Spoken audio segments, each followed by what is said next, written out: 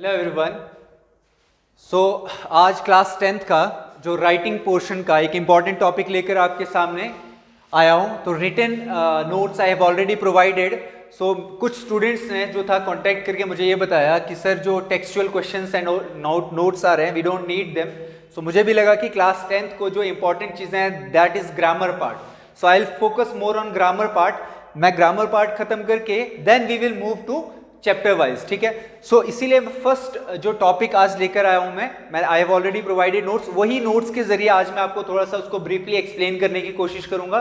The same notes I have with me, मेरे पास notes provided हैं, उन्हीं नोट्स से मैं आप लोगों को वो जो आज क्लियर करूंगा। सो नोटिस राइटिंग, अब राइटिंग पोर्शन का इंपॉर्टेंट पार्ट होता है notice writing. It is not only for class 10th but 11th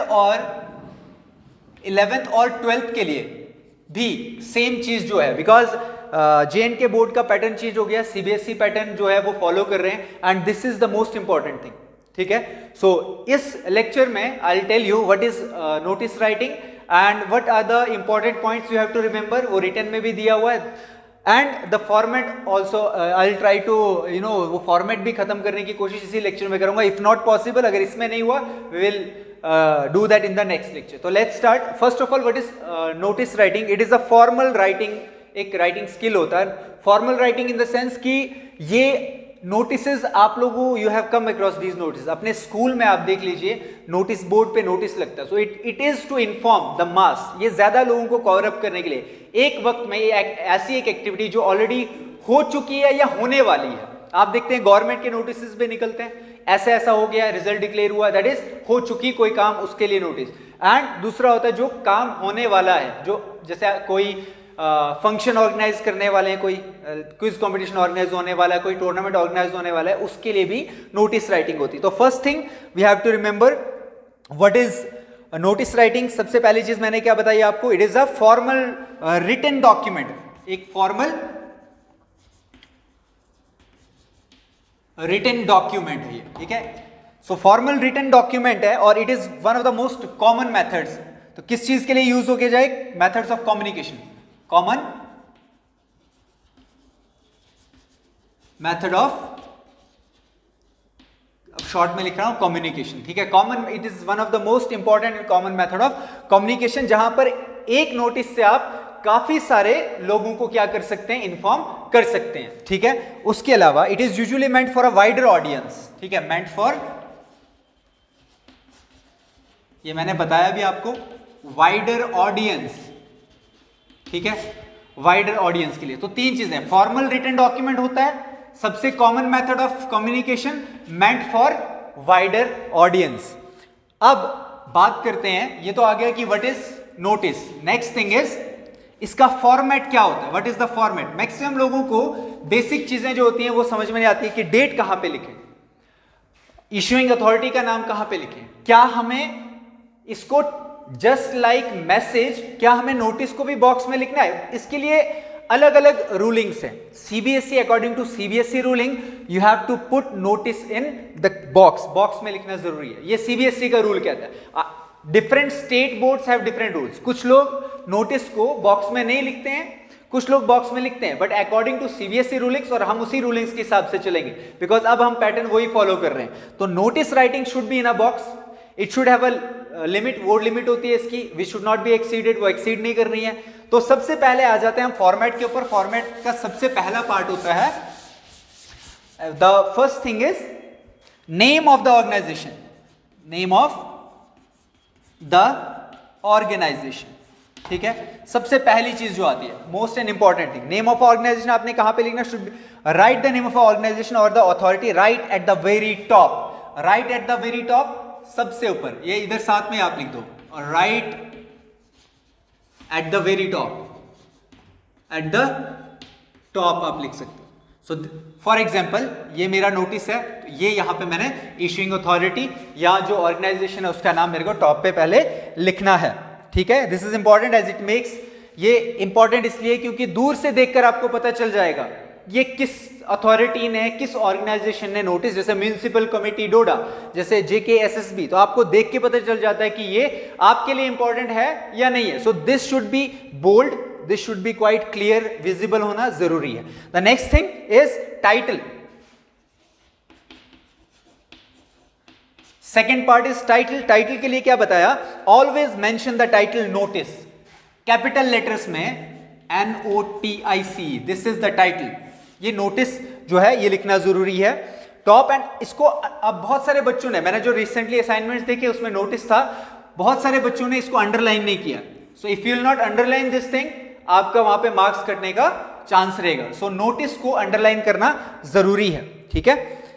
क्यों जरूरी है और इसको बोल्डली लिखना क्यों जरूरी है, क्योंकि जहां पर आपने इनको इन नोटिस को चिपकाना है ना, वहां पे ऑलरेडी बहुत सारे होर्डिंग्स और नोटिस लगे होते हैं। सो विजिबल होना चाहिए कि ये वाला डॉक्यूमेंट क्या है, ये नोटिस है। नोटिस मींस इंपॉर्टेंट है ना, इंपॉर्टेंट चीज है, तो लोग इसको देखकर ज्यादा इंपॉर्टेंस देंगे। देन कम्स एक और मसला जो बच्चों को ख्याल नहीं रहता, that is date. Number 3 is date. कुछ क्वेरीज इस असाइनमेंट के दौरान भी आए थे, सर हम डेट कहां पे लिखनी है। सो कहते हैं mention the date on which notice was published to the left hand side of the document. दो चीजें, जब पब्लिश हुआ, जिस दिन पब्लिश हुआ वो डेट लिखनी है एक। अब इसी नोटिस में दो किस्म की डेट्स आती है, एक डेट आती है जब नोटिस पब्लिश हुआ और एक डेट आती है जिस डेट में वो पर्टिकुलर इवेंट होने वाला है। सो कंफ्यूज नहीं होना है। आप ऊपर जो डेट देखोगे, मान लो आज टुडे इज 27, मैंने एक नोटिस पब्लिश किया तो मैं टॉप पे कहां पर बताया, इसका जो होता है to the left hand side of the document. So top पे लेफ्ट हैंड साइड, जब मैं पूरा फॉर्मेट बनाऊंगा तो आपको बताऊंगा। ये एक बॉक्स है, ये देखिए एक बॉक्स, यहां पे आ गया मान लो XYZ, जो भी ऑर्गेनाइजेशन का नाम आ गया, यहां पे लिख दिया नोटिस, ठीक है, इसको अंडरलाइन कर दिया। इधर लिखनी है डेट, ये आ गया हमारा डेट। डेट कौन सी, डेट ऑफ इशू, पब्लिश कब हुआ है, डेट कब हमारा नोटिस कब पब्लिश हुआ, वो वाला डेट यहां पे लिखना है हमने। सो आई होप क्लियर हो गया। उसके बाद आता है हमारा main part, that is heading. क्या आता है, हेडिंग।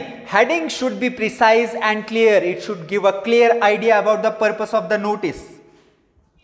सो हेडिंग यहां पे आ जाएगी, इसके नीचे मेन हेडिंग, जैसे क्विज कंपटीशन, ये यहां पे आप लिखोगे। सो ये मेन हेडिंग है, जिसको देख के पता चल जाएगा कि ये नोटिस किसके रिगार्डिंग है, किस चीज के रिगार्डिंग है। This is heading.